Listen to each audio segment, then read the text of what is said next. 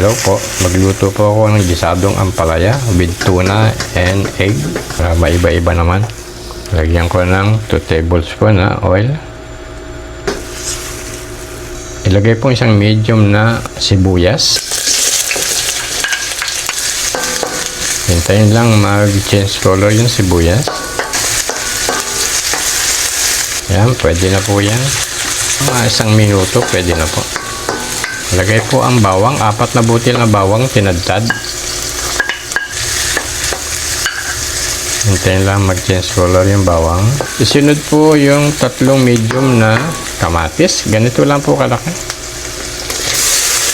Hintayin lang pong malasog ng konti yung kamatis. Pwede pong takpan para madaling malamog yung kamatis.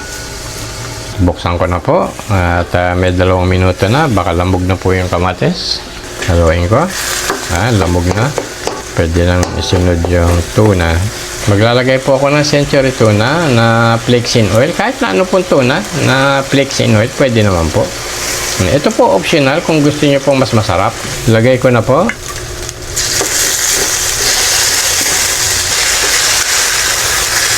Lutuin lang ng 1 minuto.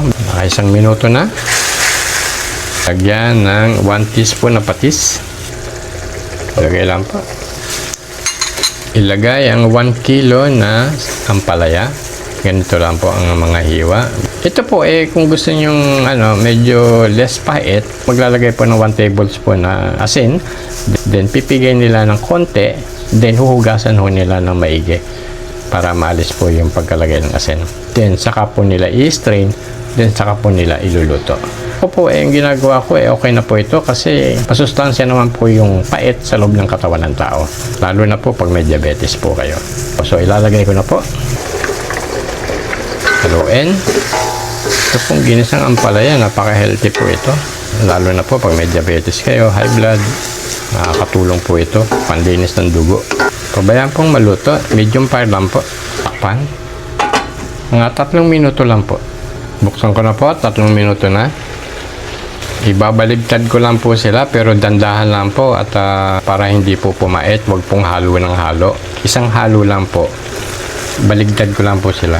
Dandahan lang. Yan, okay na po yan. Tapos itulak nyo po ganyan para hindi po siya magbigay ng pait. Pero yung pong iba gusto mapait naman po yung palaya, lalo na po yung kakain merong mga karamdaman, okay lang po yun.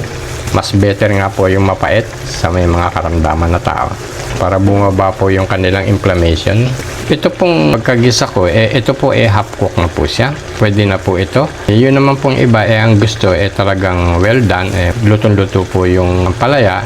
Nasa sa inyo po yan. Lalagay ko na po yung itlog. 3 medium egg. Ilagyan ng 1/8 teaspoon na asin. Binati. Tapos hinulog. Tandahan lang po. Ikuha lang ng palibot. Yan. Takpan. Patayin. Hintayin po mag-set yung itlog sa loob po ng 15 hanggang 20 minuto. Saka po natin i-mix. Buksan ko na po. Naka 15 minutos na. Set na yung itlog. Sindihan ng apoy. Medium. Haluin ng ampalayang gisado. Dandahan lang. Huwag masyadong halo. Ayan. Nag-set na yung egg. At magsiset pa ho ito sa loob ng 1 minuto. Sindihan nyo lang yung kalang. Yan, ganyan lang ho.